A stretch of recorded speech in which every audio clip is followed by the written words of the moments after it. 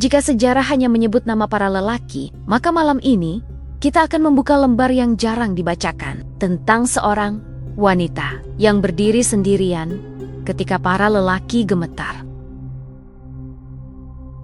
Ia bukan ratu, ia bukan panglima perang, tapi satu pukulannya mengubah arah sejarah. Di balik nama besar Hamzah bin Abdul Muthalib, di balik keberanian Muhammad, ada seorang perempuan yang darahnya mengalirkan keberanian ke generasi para singa. Di balik singa Allah, ada darah yang sama beraninya. Di balik perisai Rasulullah, ada ibu yang membentuknya. Dan di balik gemuruh perang, ada seorang wanita yang tidak pernah mundur. Namanya Safiyah binti Abdul Muthalib, singa betina Bani Hashim.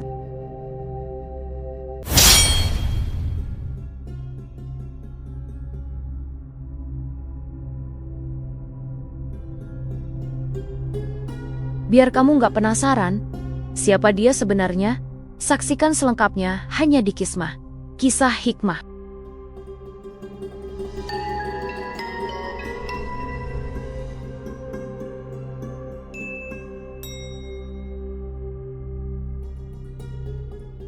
Sejarah sering ditulis dengan tinta laki-laki. Nama-nama besar, panglima, pedang, strategi. Tapi malam ini kita membuka lembar yang berbeda. Namanya Safiyah, putri Abdul Muthalib, saudari Hamzah, bibi Rasulullah. Tapi semua gelar itu belum cukup. Karena yang akan kita lihat bukan sekadar hubungan keluarga, tapi jiwa yang berdiri sendiri. Bagian 1. Darah Bani Hashim. Sebelum Islam turun, sebelum wahyu mengguncang Makkah, Safiyah sudah belajar tentang kerasnya hidup. Ia tumbuh di keluarga Abdul Muthalib, pemimpin Quraisy. Di rumah itu, anak-anak tidak diajarkan menangis lama, mereka diajarkan berdiri. Ia menyaksikan konflik antar kabilah. Ia melihat laki-laki bangga dengan pedang. Tapi dalam diam, Safiyah menyerap keberanian itu. Ia bukan perempuan yang menunggu dilindungi, ia belajar melindungi. Safiyah sebagai arsitek mental keluarga. Banyak yang melihat Hamzah sebagai singa, tapi jarang yang bertanya, siapa yang tumbuh bersamanya?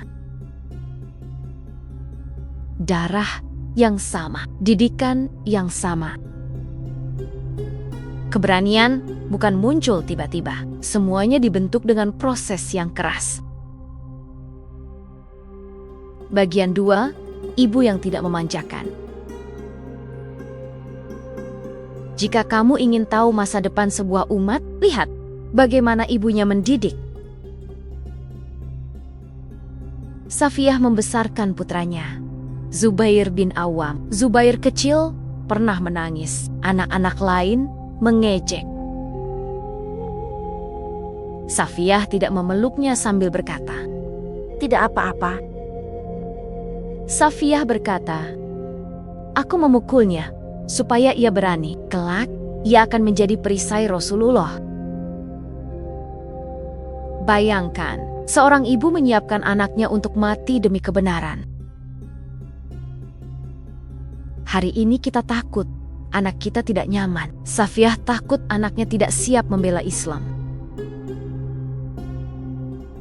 Dan suatu saat, Zubair menjadi salah satu dari 10 sahabat yang dijamin surga. Bagian 3, ketika Gunung Uhud menjadi saksi. Ada luka yang bahkan gunung pun menjadi saksi.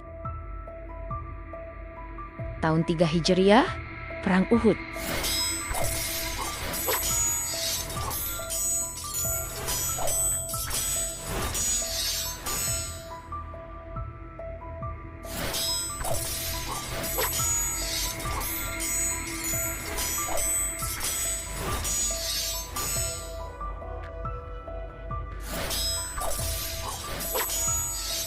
singa Allah, Hamzah bin Abdul Muthalib, gugur.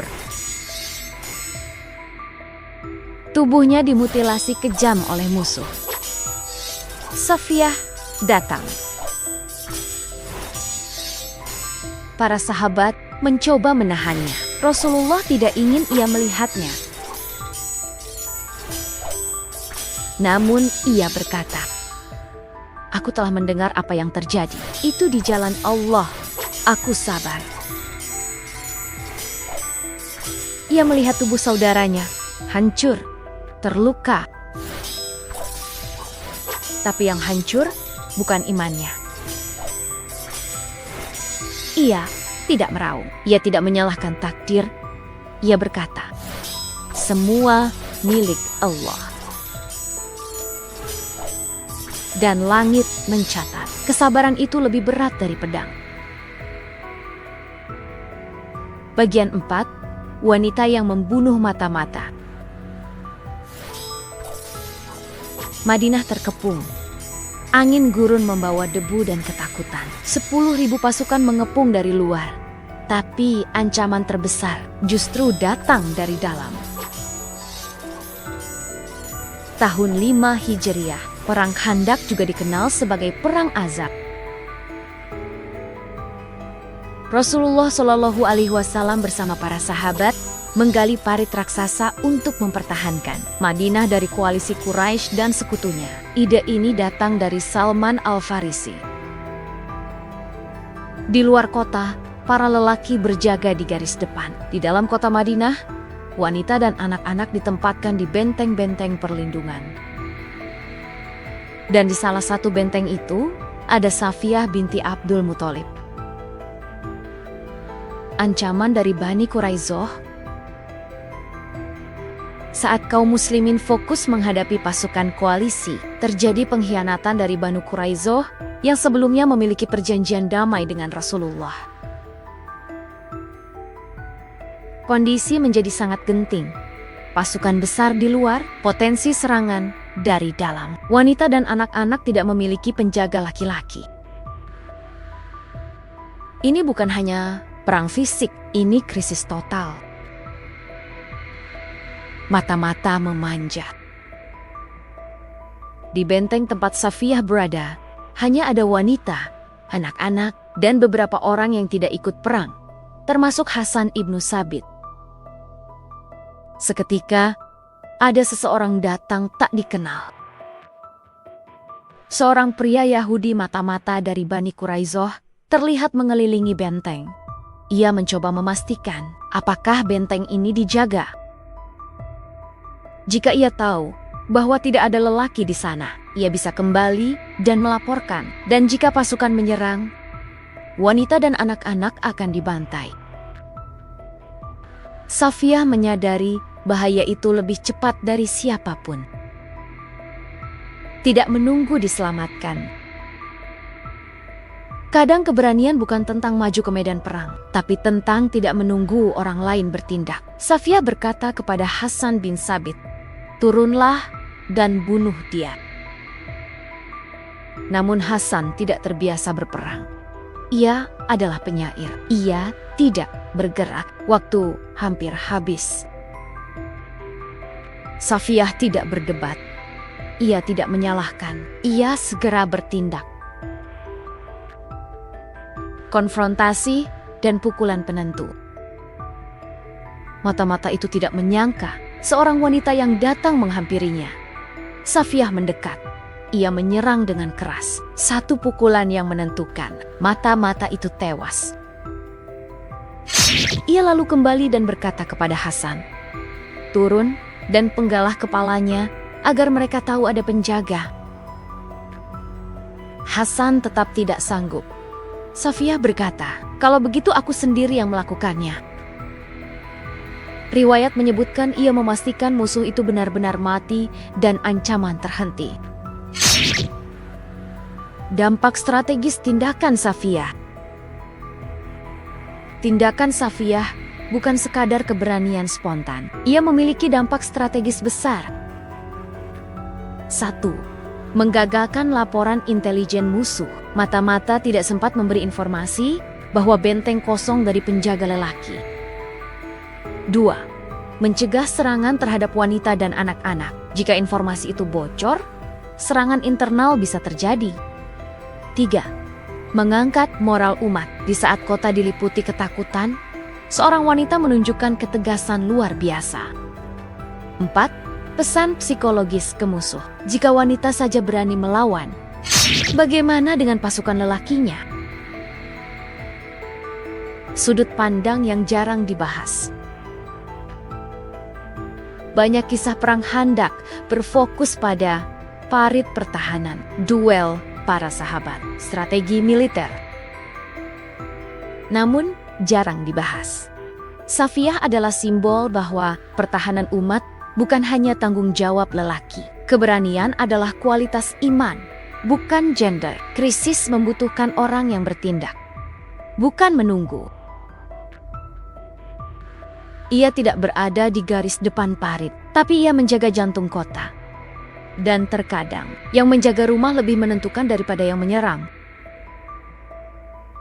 Hari ini, kita tidak menghadapi mata-mata di benteng, tapi kita menghadapi ketakutan mengambil keputusan, tekanan sosial, ketergantungan pada orang lain untuk bertindak. Safiyah mengajarkan satu prinsip, jangan tunggu pahlawan datang, jadilah orang yang berdiri lebih dulu.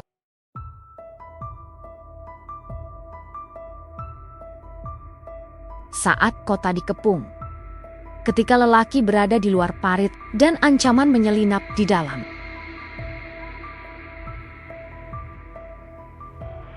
Seorang wanita berdiri, tanpa sorak-sorai, tanpa pasukan, tanpa pedang istimewa.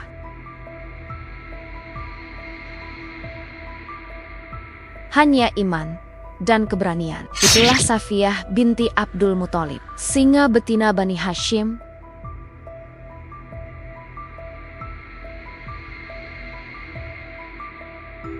Bagian 5. Iman yang tidak bergantung situasi.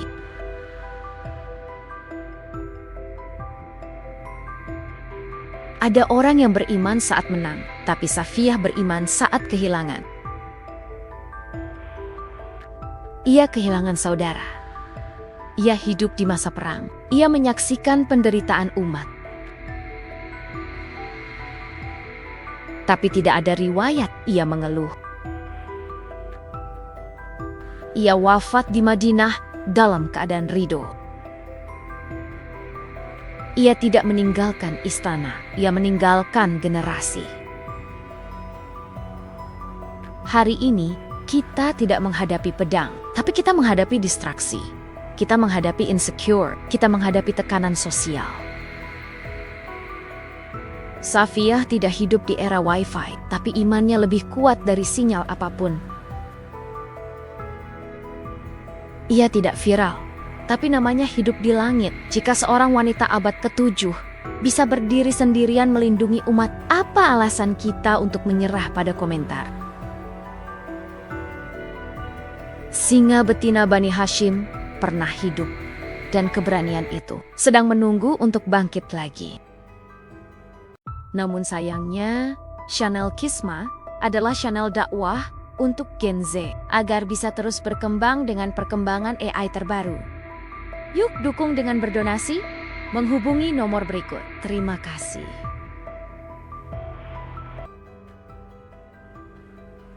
Bagian 6, 5 hikmah kisah Safiyah binti Abdul Muthalib. 1. Keberanian tidak ditentukan gender, tapi iman. Dalam perang Khandaq, ketika ancaman datang ke benteng wanita dan anak-anak, Safiyah tidak menunggu diselamatkan, namun ia bertindak. Keberanian bukan soal laki-laki atau perempuan, bukan soal posisi atau jabatan, tapi soal siapa yang paling siap berdiri saat orang lain ragu.